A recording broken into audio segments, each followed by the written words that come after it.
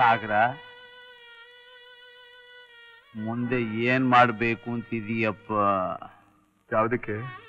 ಮಾಡಬೇಕಾದ ಕರ್ಮಗಳೆಲ್ಲ ಮುಗೀತಲ್ಲ, ಈಗ ಮುಂದಿನ ವ್ಯವಹಾರ ಏನು ಅಂತ ಕೇಳ್ದೆ. ಕೇಳೋದಕ್ಕೇನಿದೆ ಮಾವ, ಊರ್ಗ್ ಹೋಗ್ತೀನಿ, ಮತ್ತೆ ಪ್ರಾಕ್ಟೀಸ್ ಶುರು ಮಾಡ್ತೀನಿ. ಅಯ್ಯೋ, ನಿನ್ ಊರ್ಗ್ ಹೋದ್ರೆ ಇಲ್ರೋ ಆಸ್ತಿ ಪಾಸ್ತಿನೆಲ್ಲ ನೋಡ್ಕೊಳ್ಳೋರು ಯಾರಪ್ಪ? ಇದೇನ್ ಮಾವ ಹೀಗ್ ಕೇಳ್ತಿದ್ದಿ? ಇಷ್ಟು ದಿವಸ ನೀನೇ ತಾನೇ ನೋಡ್ಕೋತಾ ಇದ್ದೆ. ಇಷ್ಟು ದಿನದ ವಿಷಯ ಬೇರೆ. ನಮ್ ಭಾವ ಇದ್ದ, ಅವನಿಗೋಸ್ಕರ ನಾನಿದ್ದೆ. ಈಗ ನಾನಿದ್ದೀನಲ್ಲ. ನೀನಿದನ್ ಬಾಯಲ್ಲಿ ಹೇಳಿದ್ರೆ ಸಾಲದು. ನೀನ್ ನಮ್ಮವನಾಗದೆ ನಂಗೆ ಜವಾಬ್ದಾರಿ ಹೊರೋಕ್ ಸಾಧ್ಯ ಇಲ್ಲಪ್ಪ. ನಿಮ್ಮವನಾಗೋದು ಅಂದ್ರೆ ನೀನು ನನ್ನ ಅಳಿಯನಾಗ್ಬೇಕು. ಸ್ಪಷ್ಟವಾಗಿ ಹೇಳ್ತೀನಿ, ಸರಳನ್ನ ನೀನು ಮದುವೆ ಆಗ್ಬೇಕು.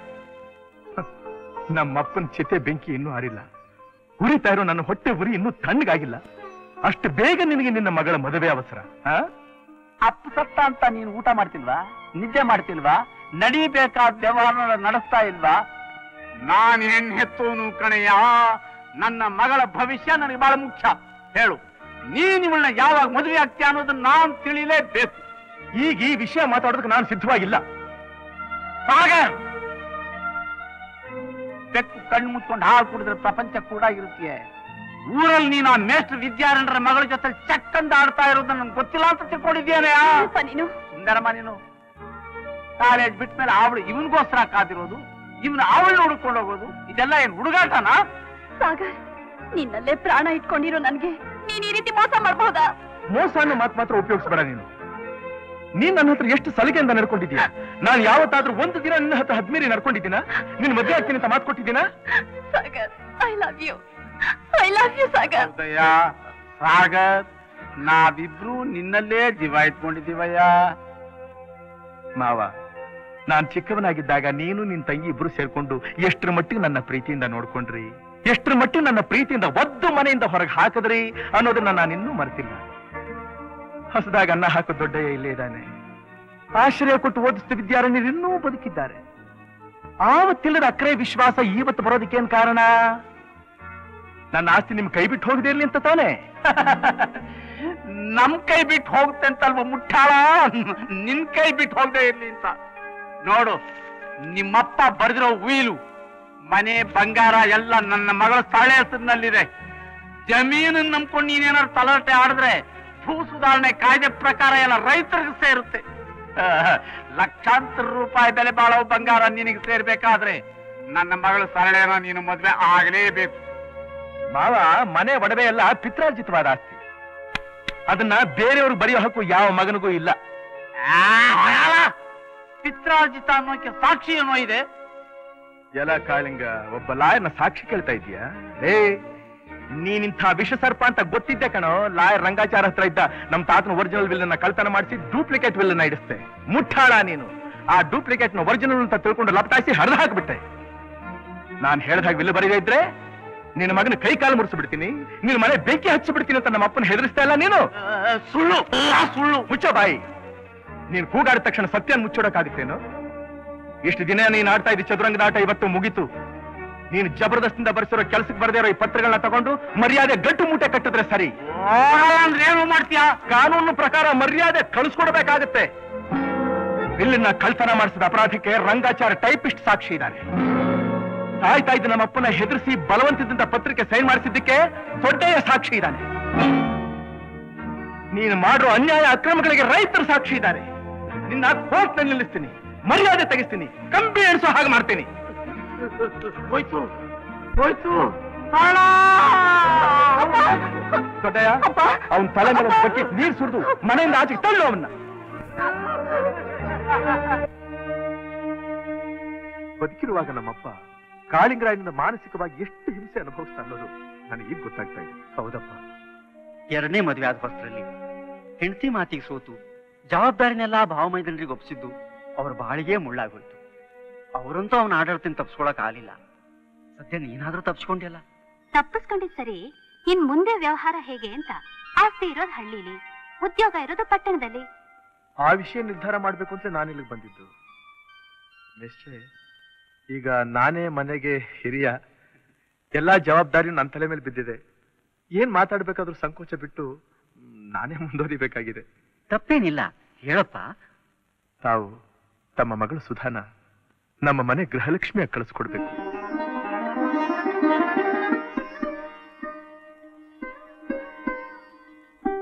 ಸಾಗರ್, ನಾನು ಬಡಮೇಷ್ಟ್ರು. ಆಸ್ತಿಗೋಸ್ಕರ ಮಗನ ಕೊಟ್ಟ ಅಂತ ಅಪವಾದ ಬರಬಾರ್ದು ಅಲ್ವಾ? ಏನು ಯೋಚನೆ ಮಾಡಬೇಡಿ. ನಮ್ಮ ಮನೆನ ಪಂಚಾಯತಿಗೆ ದಾನ ಕೊಡ್ತಾ ಇದ್ದೀನಿ. ಜಮೀನ ನಮ್ಮ ರೈತರುಗಳಿಗೆಲ್ಲ ಹಂಚಿಬಿಡ್ತಾ ಇದ್ದೀನಿ. ಇನ್ನು ನಂದಾಗ ಉಳಿಯೋದು ನೀವು ಕೊಟ್ಟಿರೋ ವಿದ್ಯೆ ಒಂದೇ. ಆಸ್ತಿ ಹಂಚಿದ್ದೇನೋ ಸರಿ, ಲಕ್ಷಾಂತರ ರೂಪಾಯಿ ಬಂಗಾರ ಇದೆಯಲ್ಲ, ಅದನ್ನ ಮಾಡ್ಬಿಟ್ರಾ? ಅದು ಮನೆ ಸೊಸೆಗೆ ಸೇರಿದ್ದು, ಅದು ಅವಳಿಷ್ಟ. ಏನಮ್ಮ ನಿನ್ ನಿರ್ಧಾರ ಏನು? ಯಾವ ವಿಷಯಪ್ಪ? ಅದೇ ಈಗ ಹೇಳ್ದಲ್ಲ, ಬಂಗಾರದ ವಿಷಯ. ಅಪ್ಪ, ಈಗ್ಲೇ ಹೇಗ್ ಹೇಳಿ? ನಾನ್ ಆ ಮನೆ ಸೊಸೆ ಆದ್ಮೇಲೆ ನಿರ್ಧಾರ ಮಾಡ್ಬೇಕಾದ ವಿಷಯ. ಓಹೋ. ಇವರ್ದು ಖಂಡಿತ ಬರ್ಬೇಕು. ನನ್ ಮದ್ವೆ ಕಂಡ್ರೆ ಯಾರೇ ಗಂಡು? ಸಾಗರ್. ನೀನ್ ತುಂಬಾ ಲಕ್ಕಿ ಕಣೆ ಸುಧಾ. ಅಂತ ಪ್ರೀತಿಸೋನೆ ಮದ್ವೆ ಆಗ್ತಿದ್ಯಾ ಕಣೆ. ಪ್ರೇಮ ವಿಜಯ. ಖಂಡಿತ ಬರ್ಬೇಕು, ಮರಿಬಾರ್ದು. ವಿಜಯ, ನೀನು ಅಷ್ಟೇ. ಸರಳ, ನನ್ ಮದ್ವೆ ಇನ್ವಿಟೇಷನ್. ನೀನ್ ಬಂದ್ ಆಶೀರ್ವಾದ ಮಾಡ್ಬೇಕು. ಆಶೀರ್ವಾದ ತಾನೆ? ಎಷ್ಟು ಸೊಕ್ಕು ನೋಡು. ಅದೇ ನಾನಾಗಿದ್ರೆ ಕಪಾಳ ಕೆಡ್ ಬಿಡ್ದು ಹೋಗ್ತಾ ಇದ್ದೆ. ತಪ್ಪು ರಾಗಿಣಿ, ಇದ್ ಸೊಕ್ಕು ಅಲ್ಲ, ಕೋಪನೂ ಅಲ್ಲ. ಅವಳಿಗಾಗಿರೋ ನಿರಾಶೆ ಅಷ್ಟೇ. ವಿ ಮಸ್ಟ್ ಪಿಟಿ ಹರ್. ಬರ್ತೀನ್ರೆ.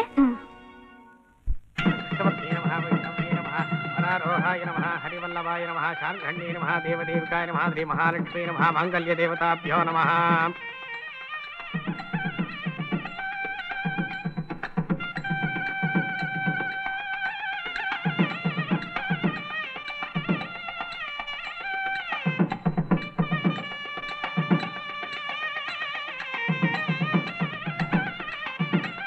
ಮಾಂಗಲ್ಯಂ ತಂತುನಾನೇನ ಮಮ ಜೀವನ ಹೇತುನಾ ಕಂಠೇ ಬಧ್ನಾಮಿ ಶುಭಗೆ ಸಂಜೀವ ಶರದಾಶತಂ ಮಾಂಗಲ್ಯಧಾರಣ ಮಹೋತ್ಸವದ ಮಹೋತ್ಸವತ್ತು.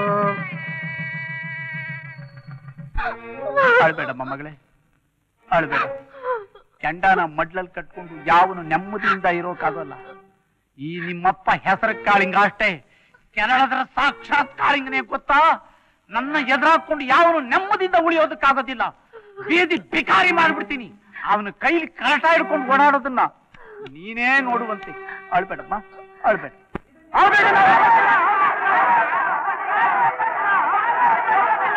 ಸ್ವಲ್ಪ ಸ್ವಲ್ಪ ಸ್ವಲ್ಪ ಇರಿ. ಯಾಕೆ ಒಪ್ಪೋದಿಲ್ಲ?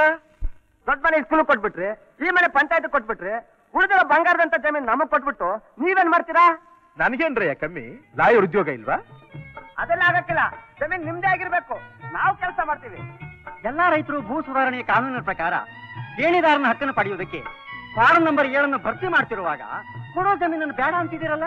ಚೆನ್ನಾಗಿದೆ ಸ್ವಾಮಿ. ಎಲ್ಲ ನಾವು ಕಿತ್ಕೊಂಡು ದಣಿನ ದೇಶಾಂತರ ಓಡಿಸುತ್ತೀರಾ? ಬೀರನ್ ಮಾತು ನಿಜನೇ ಅವ್ವ. ದಣಿಯವ್ರಿಗೆ ನೀವಾದ್ರೂ ಸ್ವಲ್ಪ ಬುದ್ಧಿ ಹೇಳಿ. ಎಲ್ಲ ಕೊಟ್ಟು ಬರ್ಕೈಯಾದ್ರೆ ಮುಂದೆ ನಿಮ್ ಮಕ್ಕಳ ಜೊತೆ ಏನ? ಸರಿ ಸರಿ, ಸುಂಕದವನ್ ಮುಂದ್ ಸುಗುದುಕ ಹೇಳಿದಾಗ ನೀನ್ ಇವಳ ಹತ್ರ ಹೇಳ್ತಾ ಇದೀಯಲ್ಲ ದೊಡ್ಡಯ್ಯ. ಇರೋ ಆಸ್ತಿನೆಲ್ಲ ಇವ್ರುಗಳಿಗೆಲ್ಲ ಹಂಚಿಬಿಡ್ತೀನಿ ಅಂತ ಮಾತು ಕೊಟ್ಟ ಮೇಲೆ ಇವಳು ನನ್ನ ಮದುವೆ ಮಾಡ್ಕೊಳ್ಳೋಕೆ ಒಪ್ಪಿದ್ದು ಅಲ್ಲ ಅಂತೀಯ? ಅಣ್ಣ ಸುಮ್ಮನೆ ಹಠ ಮಾಡಿದೆ, ತಗೊಳ್ರಪ್ಪ ಪತ್ರನ. ಬುದ್ಧಿ, ಜಮೀನ್ ನಿಮ್ಮ ಹೆಸರಲ್ಲಿ ಇರ್ಲಿ, ನಾವು ದುಡಿತೀವಿ. ಬಂದ್ ಬೆಳೆನ ಅದ್ಯಾಕ್ ಭಾಗ ಮಾಡ್ಕೊಡ್ಬೇಕು, ನೀವೇ ಕೊಟ್ಬಿಡಿ ಏನ್ರಪ್ಪ. ಒಂದು ಸಣ್ಣ ಬದಲಾವಣೆ. ಈಗ ನೀವೆಲ್ಲ ಬೇರೆ ಬೇರೆಯಾಗಿ ಭೂಮಿನ ಭಾಗ ಮಾಡ್ಕೊಂಡು ವ್ಯವಸಾಯ ಮಾಡ್ತಾ ಇದ್ರಿ. ಇನ್ಮೇಲೆ ಹಾಗೆ ಮಾಡಿದ್ರೆ ಎಲ್ರೂ ಒಂದಾಗಿ ಸಾಮೂಹಿಕವಾಗಿ ಸಾಗುವಳಿ ಮಾಡಿ ಬಂದ ಬೆಳೆನ ಎಲ್ರೂ ಸಮನಾಗಿ ಹಂಚ್ಕೋಬೇಕು. ನಿಮ್ಗೆ ನೀವೆಲ್ಲ ಎಷ್ಟು ತಗೋತೀರೋ ನಮಗೂ ಅಷ್ಟೇ ಕೊಡಿ, ಸಾಕು. ಹೌದು ಹೌದು, ಇನ್ನು ಈ ವಿಷಯದಲ್ಲಿ ಯಾರು ಚರ್ಚೆ ಮಾಡ್ಬೇಕಾಗಿಲ್ಲ. ಅವರು ಹೇಳಿದ್ದೇ ಕಡೆ ತೀರ್ಮಾನ. ರಾಜ ತಗೋಪ ಪತ್ರ.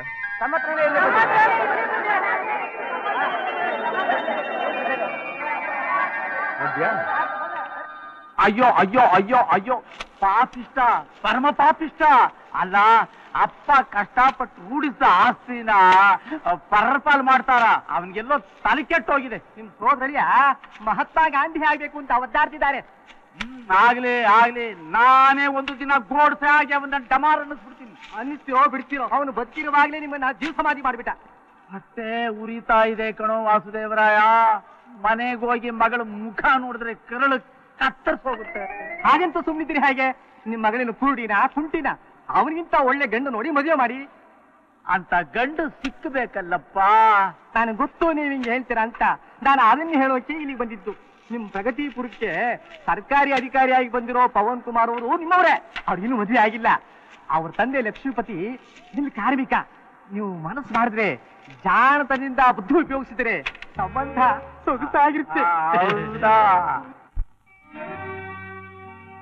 ಇದು 1 ಲಕ್ಷ. ಲಕ್ಷ್ಮಯ್ಯನವರೇ, ಹುಡುಗನಿಗೆ ಎಷ್ಟೋ ಕಷ್ಟಪಟ್ಟು ಓದ್ತಿದ್ದೀರಾ, ಉದ್ಯೋಗ ಕೊಡ್ತಿದ್ದೀರಾ. ಇದು ನಿಮಗೆ ಯಾವ ಮಹಾ ಆದ್ರೂ ಈ 1 ಲಕ್ಷನ ಬರೀ ಬರೋಪಚಾರಕ್ಕೆ ತಿಳ್ಕೊಳ್ಳಿ. ನೋಡಿಪ್ಪ, ನೀವು ನಮ್ ಬೀಗರಾದ ಮೇಲೆ ನಿಮ್ಗಿರೋ 2 ಹೆಣ್ಣು ಮಕ್ಕಳು ಮದುವೆ ಖರ್ಚನ್ನು ನಾನೇ ವಹಿಸ್ಕೋತೀನಿ. ಎಲ್ಲಕ್ಕಿಂತ ಮುಖ್ಯವಾಗಿ ಹೇಳ್ಬೇಕು ಅಂದ್ರೆ ಲಕ್ಷ್ಮಯ್ಯನವರೇ, ನನಗಿರೋಳು ಒಬ್ಳೇ ಮಗಳು. ನನಗಿರೋ ಸಕ್ಕರೆ ಕಾರ್ಖಾನೆ, ಹಾಲಿನ ಡೈರಿ, ನನ್ನ ಹತ್ರ ದುಡ್ಡು ಕಾಸು ಒಡವೆ ವಸ್ತು ಸಂಪತ್ತು ಎಲ್ಲ ನಾಳೆ ಅಳಿನಾದವನ್ಗೆ ಸೇರೋದು. ಯೋಚನೆ ಮಾಡಿ. ನೀವಿಷ್ಟೆಲ್ಲ ಹೇಳಿದ್ಮೇಲೆ ನಾನು ಇನ್ನೇನ್ ಮಾತಾಡಕ್ಕಾಗುತ್ತೆ? ಯಾವ್ದಕ್ಕೂ ನಮ್ಮ ಹುಡುಗ ಹುಡುಗಿನ ಒಂದ್ಸಲ ನೋಡಿ ಹ್ಞೂ ಅಂದ್ರೆ ಮುಗೀತು. ನಮ್ದೇನೂ ಅಭ್ಯಂತರ ಇಲ್ಲ. ನಿಮ್ಮ ಮಗನ್ ಒಪ್ಸೋ ಹೊಣೆ ನಂದು. ಇದನ್ನ ಇಟ್ಕೊಳ್ಳಿ.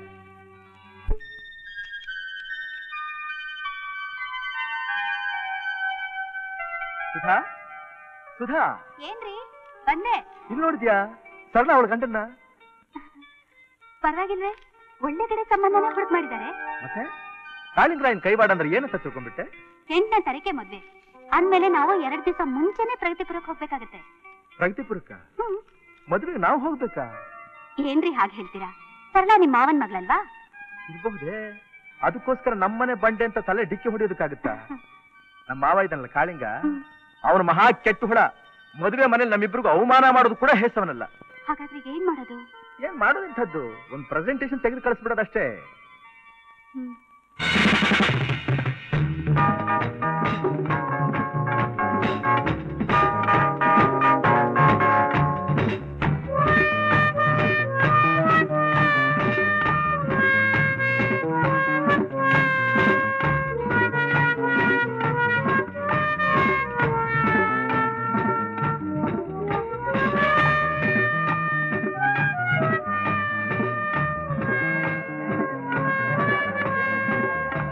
ನಮಸ್ಕಾರ. ನೋಡಿ, ಊಟ ಮಾಡ್ಕೊಂಡು ಹೋಗ್ಬೇಕು. ನಮಸ್ಕಾರ. ನಮಸ್ಕಾರ.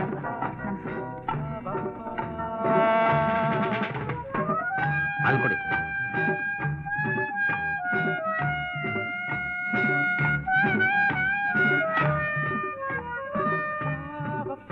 ನಮಸ್ಕಾರ. ನಮಸ್ಕಾರ.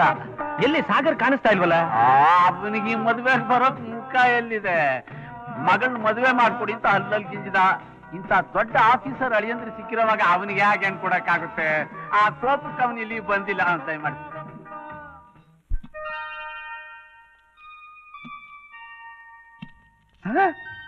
ನನ್ ಗೊತ್ತು ಇದೇ ಇರುತ್ತೆ ಅಂತ.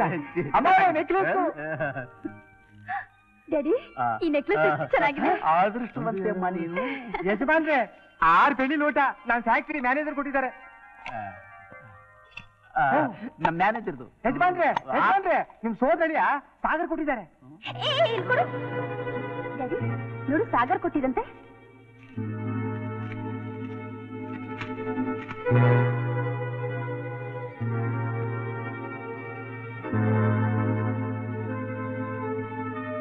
ಬಾಳು ಬಂಗಾರವಾಗಲಿ. ನನ್ನ ಮಗಳ ಬಾಳು ಬಂಗಾರನೇ ಕಣ ಆಗೋದು. ನಿನ್ನ ಬಾಳು ಏನಾಗುತ್ತೆ ನೋಡ್ಕೊಳ್ಳಲ್ಲ ಸ್ಕೌಂಡ್ರಲ್. ಅಮ್ಮ, ಸಿಮೆಣ್ಣೆ ತಗೊಂಡ್ಬರ್ತೀನಿ. ತಕೊಂಡ್ ಬಾ, ಹೋಗಿ ಹೇಳ್ತೀನಿ. ಯಾಕೆ ಸ್ವಾಮಿ? ಕಾಮನಬ್ಬ ಮಾಡೋಕೋಲ್ಲ.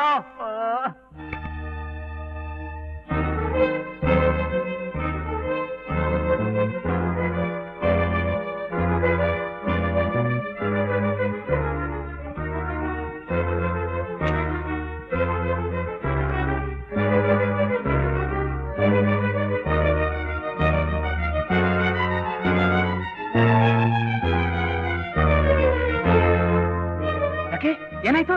ಬನ್ನಿ, ನಾನ್ ಹೇಳ್ತೀನಿ. ಬನ್ನಿ. ನಾವು ವಾಸ್ತವ ಇದ್ರ ಬೂದಿನ ಪೊಟ್ಟ ಕಟ್ಟಿ ಆ ಸ್ಕೌಂಡ್ರಲ್ಲಿ ಕಳ್ಸು.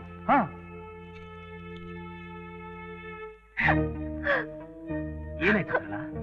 ಇಂಥ ಶುಭ ಸಂದರ್ಭದಲ್ಲಿ ಕಣ್ಣೀರ್ ಹಾಕ್ತಿದ್ಯಲ್ಲ? ಆ ಸೀರೆ ನಮ್ ಸೋದರತೆ ಮಗ ಸಾಗರ್ ಕಳ್ಸಿದ್ದು. ಯಾರು? ಆ ಬೆಂಗಳೂರಿನಲ್ಲಿ ಲಾಯರ್ ಆಗಿದ್ದಾರಂತಲ್ಲ, ಅವ್ರೆ ತಾನೆ? ಹೌದು, ಆ ಪಾಪಿನೇ. ಯಾಕೆ ಸಲ ಆಗತ್ಯ?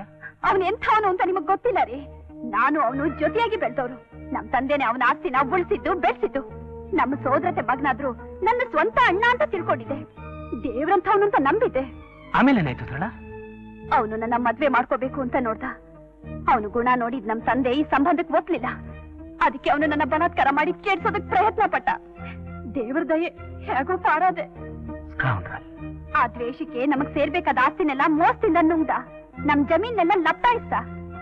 ಬುಡೋರ್ಗೆ ನೆಲ ಅಂತ ಹೇಳಿ ರೈತರಿಗೆ ಕೊಟ್ಟ ಹಾಗೆ ಮಾಡ್ದ. ಅಷ್ಟೇನಾ? ನನ್ ಯಾರೇ ಮದ್ವೆ ಮಾಡ್ಕೊಂಡ್ರು ಅವ್ರನ್ನ ಬೀದಿ ಬಿಖಾರಿ ಮಾಡದೆ ಹೋದ್ರೆ ನನ್ನ ಹೆಸರು ಸಾಗರೇ ಅಲ್ಲ ಅಂತ ಪ್ರತಿಜ್ಞೆ ಮಾಡಿದಾನೆ ರೀ. ಸಾಗರ್ ಅಂತ ದುಷ್ಟನ? ಬರೀ ದುಷ್ಟ ಅಲ್ರಪ್ಪ, ವಿಷಸರ್ಪ, ಕಾರ್ಕೋಟಕ. ಅಳಿಯಂದ್ರೆ ನೀವು ಧರ್ಮರಾಯ ಆದ್ರೆ ಆ ಚಂಡಾಲ ದುರ್ಯೋಧನ ಪ್ರಕ್ಷಕುನಿ. ನೋಡಿ, ನೀವು ಆದಷ್ಟು ಬೇಗ ಇಲ್ಲಿಗೆ ಟ್ರಾನ್ಸ್ಫರ್ ಮಾಡಿಸ್ಕೊಂಡು ಅವನ್ನ ನಿರ್ನಾಮ ಮಾಡ್ಬಿಟ್ಟು. ನೀವೇನು ಯೋಚನೆ ಮಾಡ್ಬೇಡಿ ಮಾವ, ಇನ್ಮೇಲೆ ಅದೇ ನನ್ನ ಗುರಿ. ಅಳ್ಬೇಡ ಸರಳ. ನಿನ್ನ ಕಣ್ಣಲ್ಲಿ ನೀರ್ ಬರೋ ಹಾಗೆ ಮಾಡ್ದ, ಸಾಗರ್ ಕಣ್ಣ ರಕ್ತ ಬರೋ ಹಾಗೆ ಮಾಡದೆ ಹೋದ್ರೆ ನನ್ನ ಹೆಸರು ಪವನ್ ಕುಮಾರಿ ಅಲ್ಲ. ಸರ್ ಸರ್, ಯಾರಪ್ಪ? ಕಾಳಿಂಗರಾಯ್ ಕೊಟ್ಬಾ ಅಂದ್ರು ಸರ್. ಓಹೋ, ಬರ್ತೀನಿ. ಒಳ್ಳೇದಪ್ಪ.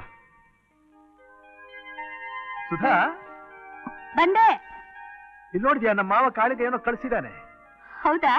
ನಾವ್ ಮದ್ವೆಗೆ ಹೋಗ್ಲಿಲ್ವಲ್ಲ, ಏನಾದ್ರೂ ಹುಡುಗರೆ ಕಳ್ಸಿರ್ಬೋದು. ಅಂತೂ ನಮ್ಮನ್ನ ಮರೆತಿಲ್ಲ, ಜ್ಞಾಪಕದಲ್ಲಿ ಇಟ್ಕೊಂಡಿದ್ದಾನಲ್ಲ ಅವನು.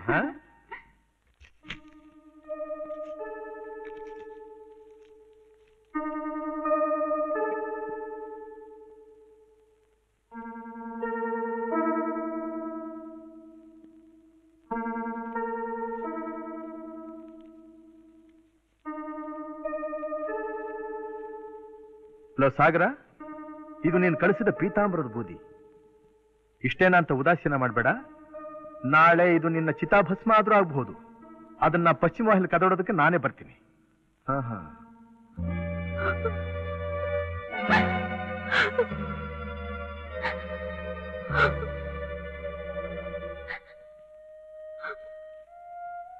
ಯಾಕೆ ಯಾಕೆ ಕಳ್ತಿದ್ದೀಯಾ?